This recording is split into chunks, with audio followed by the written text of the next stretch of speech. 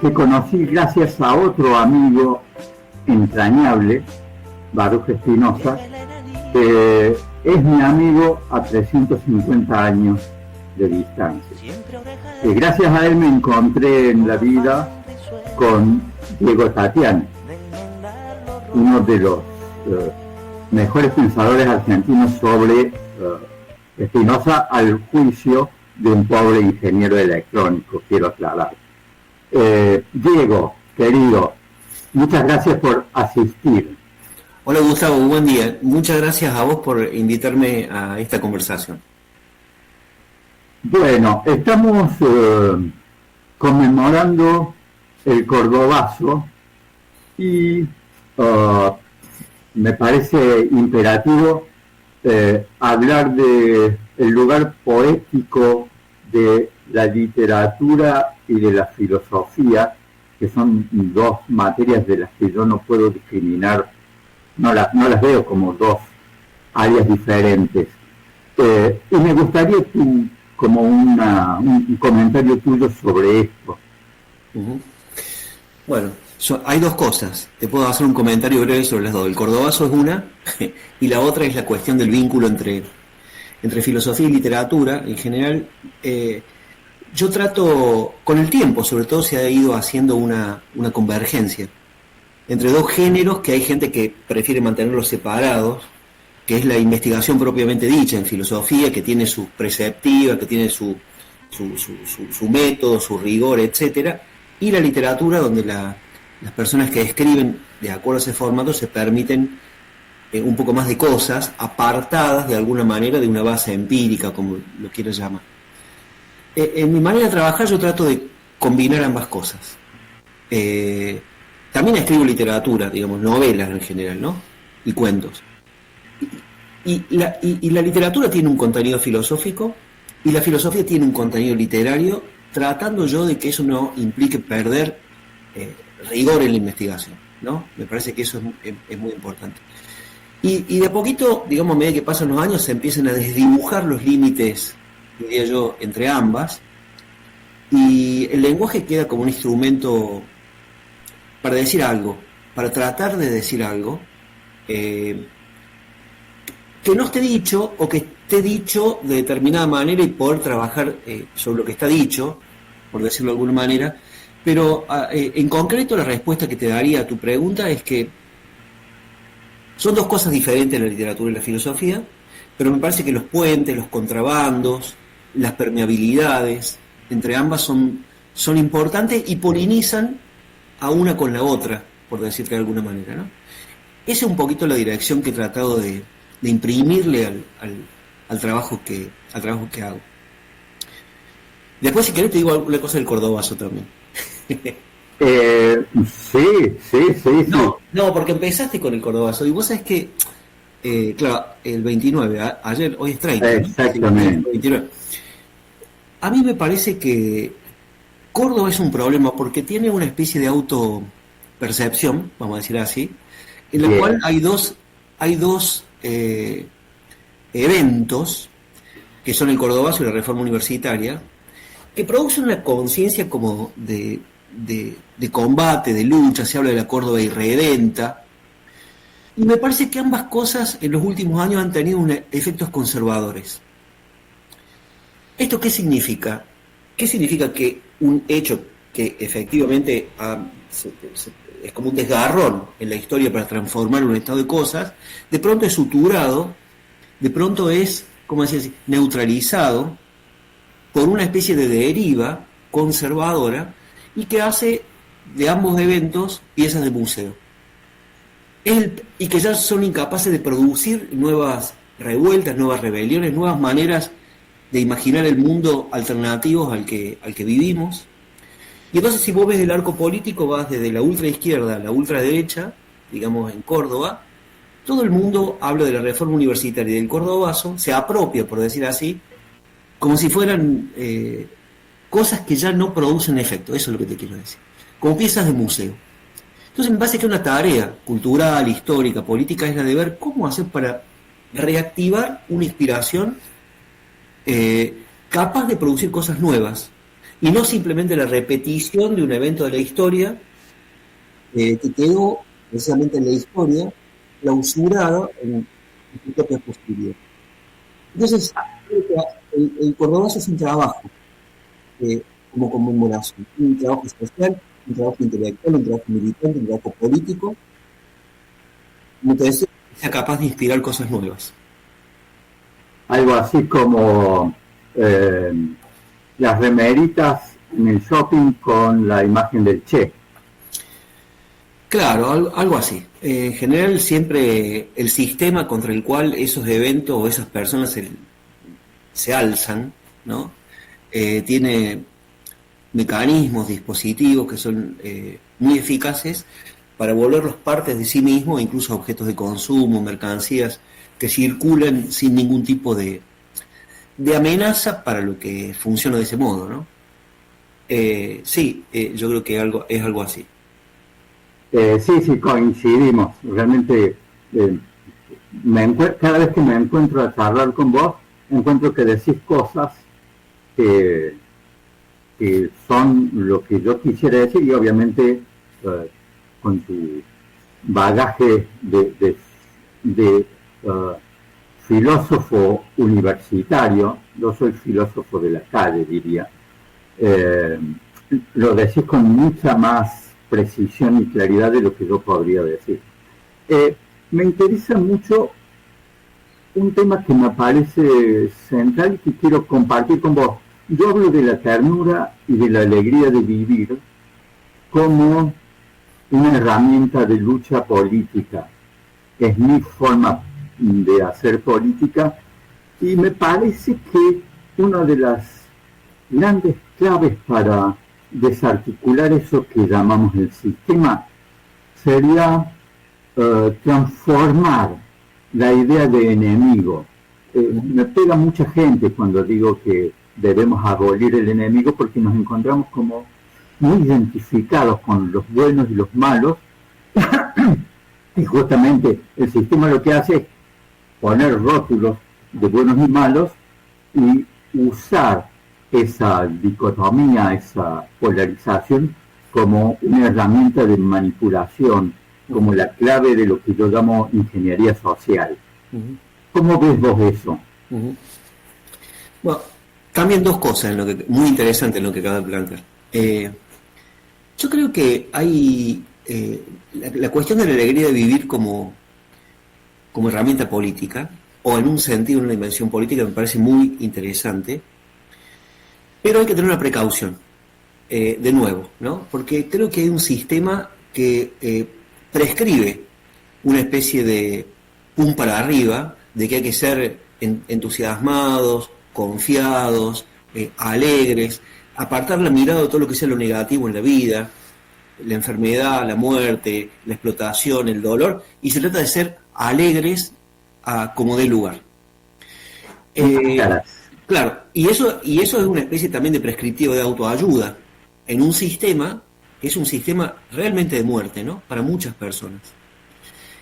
Entonces yo creo que es interesante lo que vos decías, porque esa alegría de vivir, en mi opinión, no debe estar desvinculado de la lucha política, ni tampoco apartar la mirada de todo lo que no es alegre y que no motiva alegría, y que es cotidiano, que es rutinario, que es diario, y que afecta la existencia, daña la existencia de tantas personas. Entonces es como un complemento, me parece, es como una articulación importante en la cual una no debe perder a la otra, porque no se trata de llevar, digamos, la alegría de vivir una conquista ética.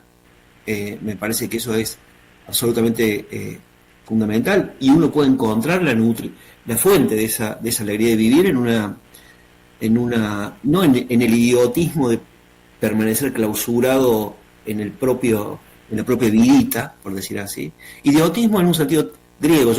Viste que idiotez en griego significa separado, aislado, es lo contrario de político. Es el antónimo de político, idiota, en griego, ¿no?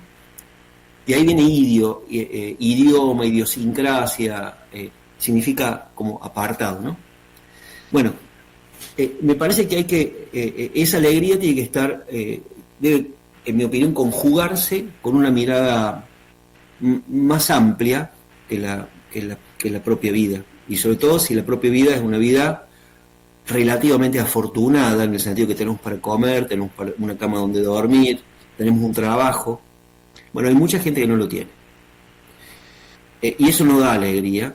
Eso me parece a mí que motiva algún tipo de acción y de intervención sobre un estado de cosas.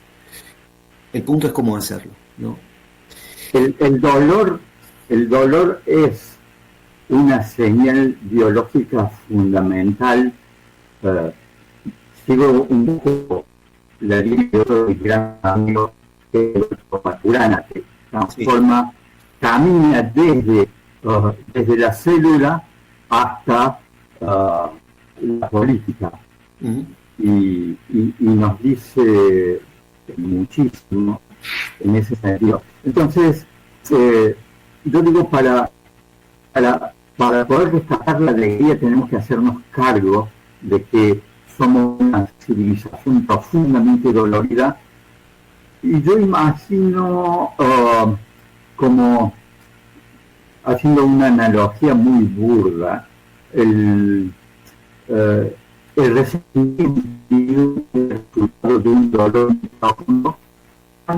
Este modelo de civilización cruel y destructivo que es producto de un resentimiento, y ahí es donde enraizó esta idea del enemigo, sí, como el culpable de un daño. Estamos todos atravesados por ese mismo dolor y reaccionamos repitiendo el daño. Sí, sí, yo estoy de acuerdo con vos. Me parece que hay entiendo por lo menos la política como un ámbito conflictivo. No, me parece que no creo en una retórica de la armonía social, porque es más lo que enmascara que lo que revela. Es ideológica toda retórica de la armonía en ese aspecto. Una sociedad es un sistema de conflictos que son sociales, económicos, culturales, de todo tipo. Y la pregunta política es: ¿qué hacemos? ¿Qué somos capaces de hacer con ellos? Que no sea la pura guerra, ¿no? Que no sea el desencadenamiento de la violencia, que únicamente lleva a representar a los demás y a las demás como enemigos a los que suprimir o exterminar, o como se quiera llamar. Es decir, ¿qué significa vivir en un mundo donde hay otros? En un mundo que está lleno de gente, por decir así, que es distinta de nosotros. Y bueno, y la política tiene sentido en la medida, no en un mundo donde eso no pasa, sino en un mundo justamente donde eso pasa, ¿no? Y las personas estamos movidos por cosas que no son precisamente la ecuanimidad, la razonabilidad, el apetito de justicia, ¿no? Hay ambiciones, hay avaricias, hay deseo de placer, hay deseo de dominación. Todo eso somos los seres humanos. Tenemos que reconciliarnos con esa base y ver qué institucionalidad somos capaces de proveerla, en mi opinión. Y entonces, bueno, comprenderse a sí mismo de ese modo nos ayuda a comprender a los demás también como semejantes, y sí como adversarios que podemos tener intereses distintos, pero como vos decías, me parece reducir la idea de hostilidad o de enemistad que hay en la sociedad. Y sobre todo me parece a mí que lo más, en el momento que vivimos, lo más peligroso de todo, es que se ha desencadenado en todas direcciones una especie de deseo de castigo, ciego, sin dirección, que parte de ese resentimiento al que aludías. Es decir, alguien tiene que ser culpable de mi propia impotencia, de mi propia infelicidad, de mi propio dolor, no importa quién. Y entonces eso motiva a una especie de satisfacción suplementaria o complementaria cuando vemos la desgracia de otros, el castigo que cae sobre otros. Hay un deseo de que alguien pague, por decir así, ¿no? Lo que a mí me pasa.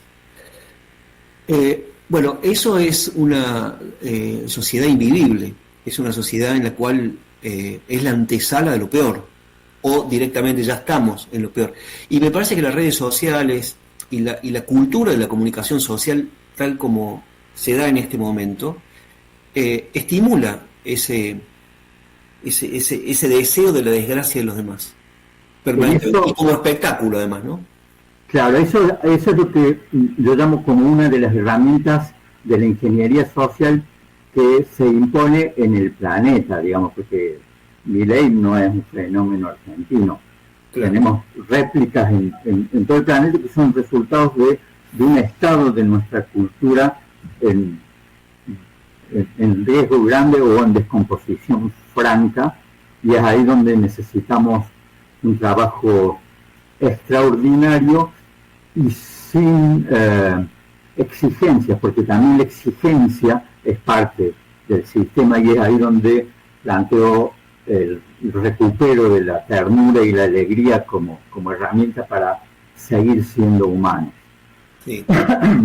Ahí es importante también volver a tu amigo, digamos, y lo que hay un sistema de poder que se perpetúa inoculando lo que tu amigo llamaba pasiones tristes, ¿no? En las personas. Exacto. Bueno, entonces el punto es cómo a esas pasiones tristes que son, no hay que hacer una evaluación moralista de eso, sino política, por decirlo así en el sentido más amplio, y cómo se le antepone un régimen de afectos más fuerte y de sentido contrario.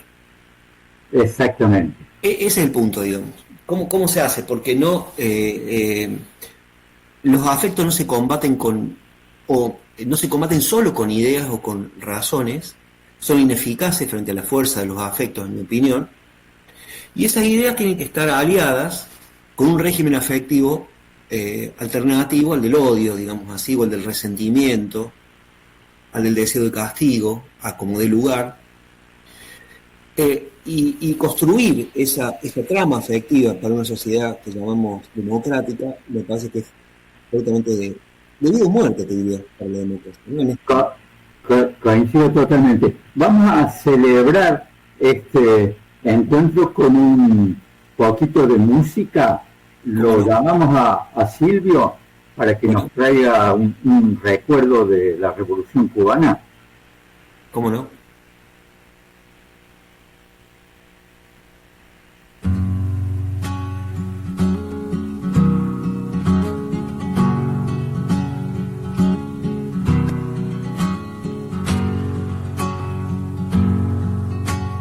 Compañeros poetas, tomando en cuenta los últimos sucesos, en la poesía quisiera preguntar, me urge, ¿qué tipo de adjetivos se deben usar para hacer el poema de un barco sin que se haga sentimental? Fuera de la vanguardia o evidente panfleto, si debo usar palabras como flota cubana de pesca y playa Girón.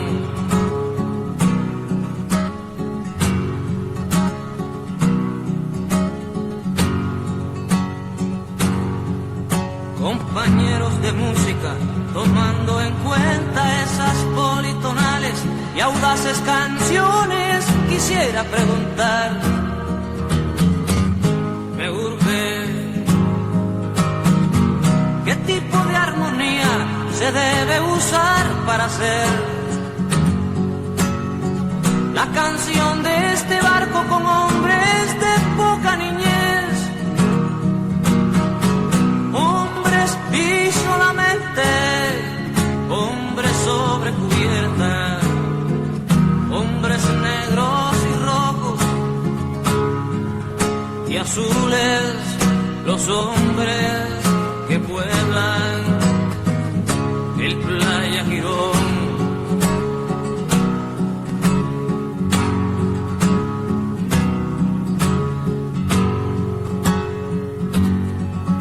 Compañeros de historia, tomando en cuenta lo implacable que debe ser la verdad, quisiera preguntar,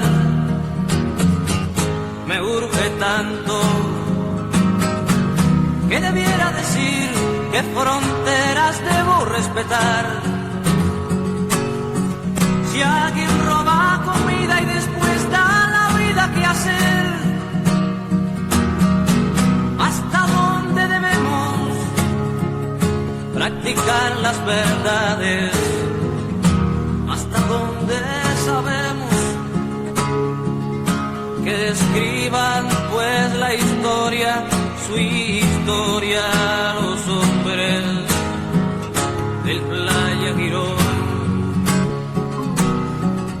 Que escriban pues la historia, su historia, los hombres del Playa Girón.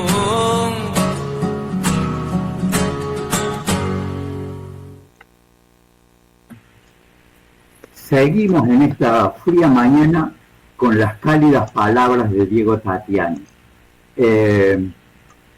Pensaba en la herramienta política de la conversación y venía del lado de Maturana, que es un tipo que nos invita a reconocernos semejantes y produce un conocimiento de una profundidad extraordinaria, en mi juicio. Y hablando con eso con Diego, me plantea otra mirada que quiero que comparte con todos nosotros. Bueno, no, recién hablábamos fuera de aire con Gustavo, me acordaba, hablando un poco de la conversación como forma de estar política adecuada, digamos así, o menos violenta, para que reduce la violencia, me acordaba de una definición que daba Raquel Gutiérrez, que es una intelectual mexicana muy importante, que ella decía que conversar es salir a dar vueltas en compañía. Me gusta mucho porque de alguna manera expresa un cierto espíritu de aventura la conversación. No sabemos, dar vuelta es no necesariamente tener una dirección, ni presupone la garantía de que vamos a llegar a alguna parte. El hecho de salir de sí creo que es fundamental para que haya mundo también, ¿no? La conversación sobre el mundo y para modificarse que los otros y los demás sean una oportunidad para la modificación de sí, para la transformación, no sé cómo decirlo. Y después la compañía, el lenguaje como promesa de compañía entre los seres humanos que conversan sobre las cosas del mundo. Eso que parece que no tiene, digamos, una dimensión política, digamos, no sirve para ganar elecciones, ni tiene que ver con el debate, eso, sin embargo, yo creo que es una especie de condición o de precondición para una política que sea capaz de transformar la violencia en un sistema de conflictos exentos de esa violencia y que se expresen en una forma de vida colectiva alternativa a la de las pasiones tristes que conversamos recién, ¿no? Buenísimo. Diego, tenés que irte y lamento muchísimo que te tengas que ir porque seguiría conversando unas cuantas horas, con lo cual quizás nuestros eventuales oyentes se aburrirían muchísimo. Sí, pero bueno, nosotros nos divertimos mucho. Te agradezco infinitamente tu presencia hoy. Te despido con un abrazo y unas ganas de sentarnos a conversar de nuevo pronto en cualquier lugar y por cualquiera de los medios en que nos podemos encontrar. Agradecido yo, Gustavo, y bueno, cuídense del frío. Igualmente. Bueno, nos vamos a despedir hoy con el reparador de sueños de punta a punta, porque fundamentalmente lo que necesitamos como hermanos humanos es reparar nuestros sueños, salir de las pesadillas y entrar en los sueños que todavía siguen vigentes. Muchas gracias, Luis, por darnos este lugar cálido y bello. Hasta la próxima.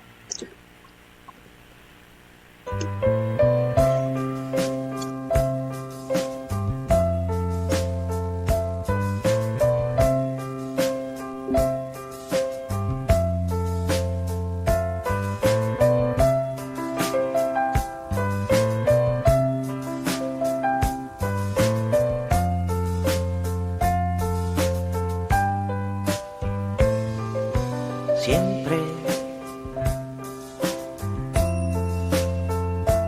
llega el enanito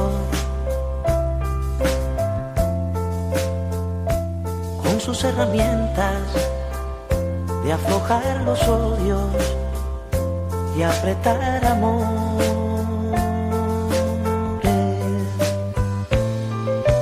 Siempre, llega el enanito, siempre oreja adentro, con afán risueño de enmendar lo roto.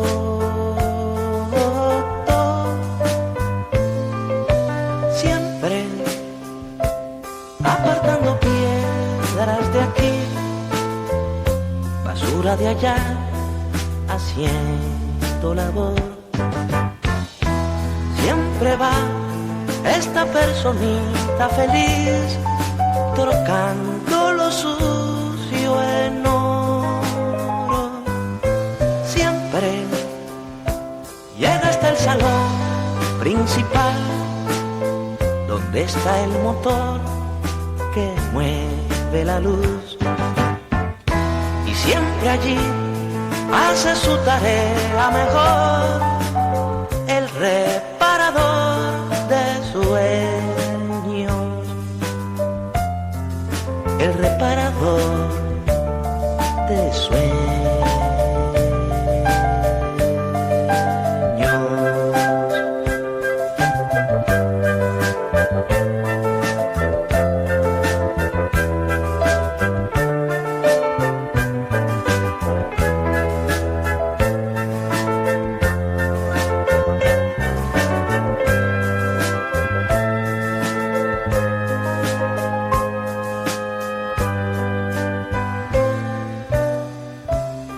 Siempre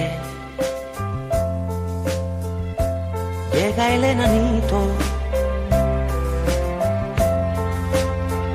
hasta la persona, hasta todo el pueblo, hasta el universo.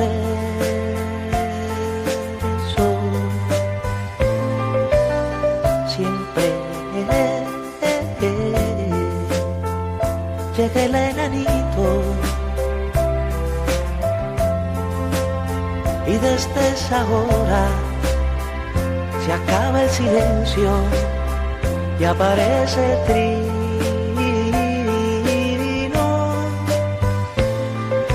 Siempre apartando piedras de aquí, basura de allá, haciendo labor. Siempre va esta personita feliz, trocando lo sucio en oro. Siempre llega hasta el salón principal, donde está el motor que mueve la luz. Y siempre allí hace su tarea mejor, el reparador de sueños, el reparador de sueños.